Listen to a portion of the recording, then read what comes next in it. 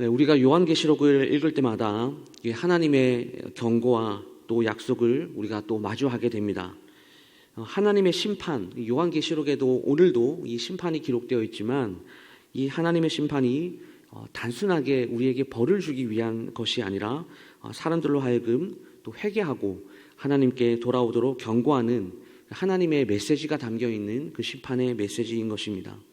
근데 오늘 본문을 보게 되면 이 심판의 메시지, 이것이 얼마나 그 현실이 두려운지, 그리고 그 심판 속에서도 여전히 회개하지 않는 이 불신자들의 완악한 모습을 오늘 본문을 통해서 우리가 확인을 할 수 있습니다. 그래서 본문을 통해서 그 심판의 내용을 우리가 두 가지를 확인하게 될 텐데요. 하나님께서 오늘날 우리에게도 동일하게 요구하시는 그 신앙의 모습이 어떠한 것인지 깨닫게 되는 귀한 시간이 될 수 있기를 주님의 이름으로 축복합니다. 첫 번째로는 무적행의 황충 심판입니다. 다섯째 나팔에 불렸을 때 일어나는 심판이죠. 9장 1절부터 12절까지 말씀입니다.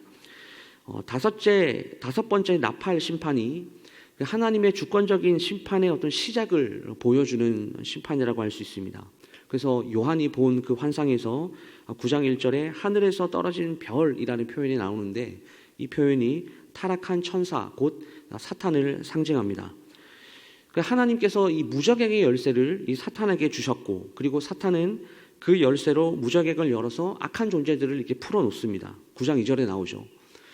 그리고 이것은 단순하게 사탄의 활동이 아니라 사탄이 하고 싶어서 한 게 아니라 하나님의 주권이라는 그 주권 아래에서 이루어진 허락된 심판이라고 하는 것입니다. 이게 무엇을 뜻할까요? 이 상징적으로 뭔가가 나와 있지만 저희 개혁신학에서는 이것을 하나님의 주권과 하나님의 계획 아래서 이것을 해석합니다. 그렇기 때문에 모든 심판들도 하나님의 계획 안에 이루어지고, 그 목적이 무엇이냐?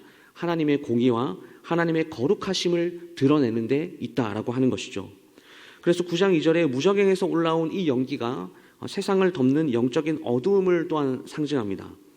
이것은 사탄의 권세가 불신자들의 삶을 완전하게 지배하고, 그리고 그들의 영적인 눈을 완전하게 멀게 만들고, 그리고 마음을 아주 단단하게 걸어 잠그는 그런 역할을 하는 것을 볼 수 있습니다.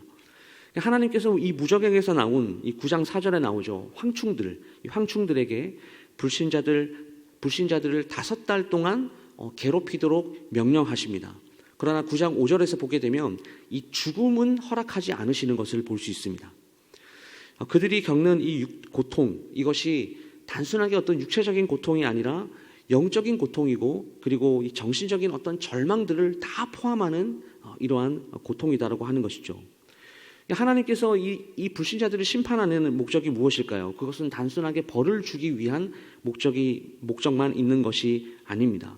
오늘의 모든 이 9장 본문에서 핵심 주제로 이끌어 나가는 것이, 하나님의 심판은 그 하나님의 공의를 드러낼 뿐 아니라 우리 인간의 타락한 본성을 여실없이 보여준다라고 하는 것이죠.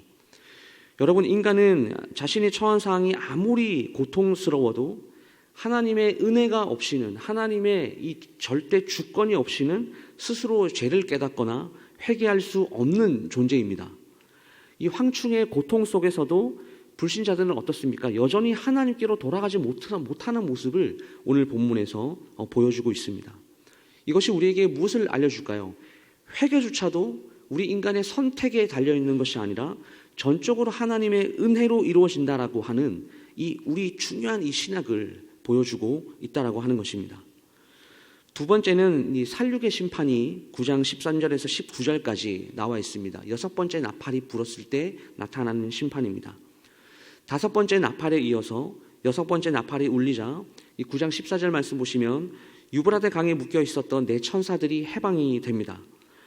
이것은 하나님의 명령에 따라서 이 심판을 집행하기 위해서 준비된 존재들입니다. 중요한 것은 무엇이냐면, 이 심판도, 여섯 번째 심판도 전적으로 하나님이 정해진 그 시간과 계획 아래에서 이루어진다라고 하는 것입니다. 15절 말씀 보시면 그 년, 월, 일, 시에 이르러, 이런 표현이 있죠. 이렇게 명시하고 있어요. 이 심판이 얼마나 하나님의 주권 안에서 철저히 계획된 심판인지를 이 성경이, 요한계시록 본문이 보여주고 있습니다. 이 천사들은 9장 16절 말씀 보시면 이 2만만이라고 표현하고 있는데, 관주가 달려 있으신 성경을 보시면 거기 1번 괄호가 있을 거예요. 그리고 저 밑에 가서 보시면 2억이라고 표현되어 있습니다. 이 2억의 군대를 통해서 전 세계 3분의 1을 죽이는 이 심판을 집행합니다. 그래서 9장 17절에 불, 연기, 유황으로 표현되는 이 심판, 이것은 단순히 물리적인 심판이 아니라 이 죄악된 세상에 대한 하나님의 공의로운 그리고 심판의 응답이다라고 하는 것이죠. 이 유브라데 강은 고대 이스라엘의 적들이 침입하던 이 경계 지역이라고 합니다. 그래서 여기서 시작된 심판이 하나님의 오래된 경고가 이 성취가 되는 것을 보여주는 아주 상징적인 의미가 있기 때문에 이 유브라데 강이 이 오늘 본문에 나오게 된 거예요.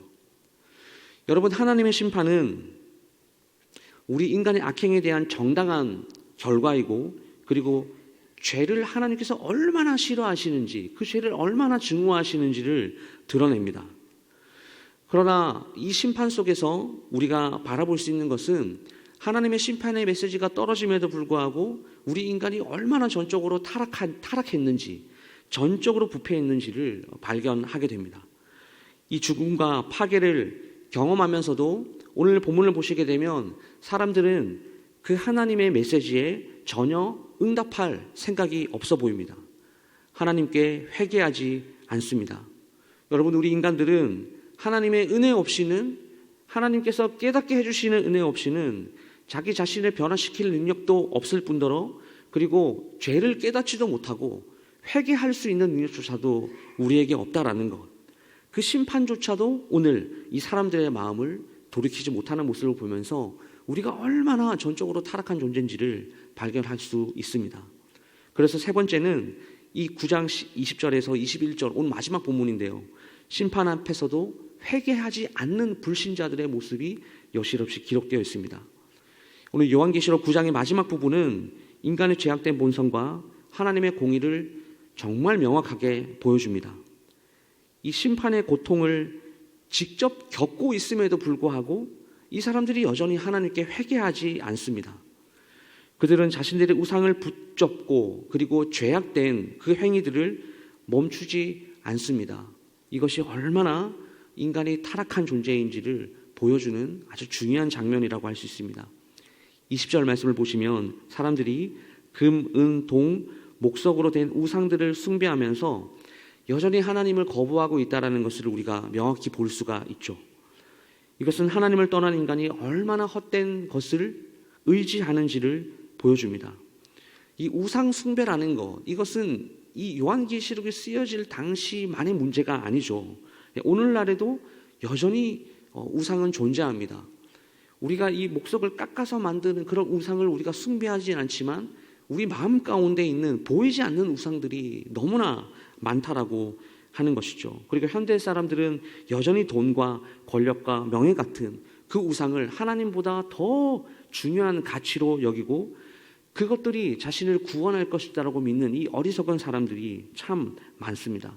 그런데 21절 말씀을 보시면 이들의 행동이 단순하게 우상 숭배에 그치지 않고 어디까지 이어진다고 이야기하고 있습니까? 살인과 복술과 음행과 도둑질로 이어진다라고 말을 하고 있습니다. 여러분, 우리의 죄악은요, 우리 인간의 죄는 단순하게 개인적인 실수가 아니라 하나님을 반역하는 체계적이고 아주 근본적인 악입니다. 근데 이러한 죄악된 모습, 이것은 인간의 하나님의 은혜 없이는, 하나님을 전적으로 믿는 그 믿음 없이는 그 구원조차도 우리가 이루어낼 수 없다라는 것을 이야기하고 있고, 그리고 구원이라는 것이 전적으로 하나님의 선택과 하나님의 은혜에 달려 있다라는 것을 보여줍니다. 그렇기 때문에 오늘 하나님의 심판은 그 인간의 죄악된 본성을 분명하게 드러내는 동시에 하나님의 정의를 이루는, 완전한 정의를 이루는 과정이다라고 하는 것이죠. 그런데 여러분, 중요한 것은 무엇이냐면 오늘 이 심판의 메시지가 이 모든 사람들에게 떨어지고 있지만 이 심판 속에서도 우리가 발견할 수 있는 것은 바로 하나님의 은혜입니다. 하나님께서는 여전히 그분의 백성들에게 다시 돌아올 수 있는 길, 그 회개의 길을 오늘 열어두고 계신다라는 것입니다. 이 심판 속에서도 회개함으로 말미암아서 하나님의 백성이 될 수 있는 그 은혜의 길을 열어두신 그것은 인간의 행위가 아니라 전적으로 하나님의 주권적인 사랑에서부터 비롯이 되었다라고 하는 것이죠. 그러므로 요한계시록의 전체 본문, 특별히 오늘 이 9장의 이 심판은 우리가 하나님의 절대 주권 사상과 하나님의 은혜라는 이 사상으로 이해하지 않으면 이것이 다르게 해석될 수 있습니다. 이 심판의 모든 과정이 하나님의 철저한 계획 아래에서 하나님의 정해진 시간 안에서 그 심판이 이루어진다라고 하는 것. 사탄이 무적의 열쇠를 받는 것과 내 천사가 해방되는 것, 그리고 2억의 군대가 등장하여서 세상의 3분의 1을 심판하는 이 모든 일들, 이것이 하나님의 주권 아래에서 하나님의 허락 안에서 이루어진다라고 하는 사건입니다. 이 모든 것이 인간의 죄악에 대한 하나님의 공의로운 응답이고, 그리고 그 하나님이 얼마나 거룩하신 분인지, 그 죄를 얼마나 싫어하시는 분인지, 죄를 얼마나 증오하시는 분인지를 드러내기 위한 이 심판의 도구를 사용하고 있다라는 것입니다. 그렇기 때문에 이 심판은 하나님의 공의를 드러낼 뿐 아니라 우리 모두가, 우리 인간이 하나님의 은혜 없이는 절대적으로 단 하루도 살아갈 수 없는 존재다라는 것을 오늘 요한계시록 본문이 너무나 정확하게 보여주고 있다라고 하는 사실이죠. 심판 속에서도 하나님은 회개할 수 있는 기회를 주셨습니다. 이 심판이 임하는 그 현장 가운데서도 하나님은 그 은혜의 길을 열어주셨고, 심판 안에서 회개하고 자신에게 돌아오는 사람들을 여전히 자신의 백성으로 삼아주시겠다라고 하는 메시지가 오늘 이 요한계시록 본문에 있다라고 하는 것이죠. 그러나 오늘 본문을 보시면 어떻습니까? 이 심판 속에서도 그 하나님이 회개의 길을 열어주셨고, 다시 주님의 자녀에 되는 그 길을 열어주셨음에도 불구하고 회개도 하지 않고, 그리고 하나님께로 돌아오지 않는 인간들의 모습을 보게 되죠. 여러분, 회개도 구원도 하나님의 은혜의 역사 없이는 불가능하다라는 것을 우리가 반드시 알아야 합니다. 하나님의 절대 주권은요, 그렇기 때문에 성도들에게 아주 중요한 소망과 도전을 줍니다. 모든 심판과 고난 속에서도 하나님이 여전히 그분의 주권을 가지고 계신 분이고, 그리고 그 심판 속에서도 하나님의 백성을 여전히 보호하시고, 그리고 그 심판 가운데 하나님의 계획을 완성하신다라는 것이죠.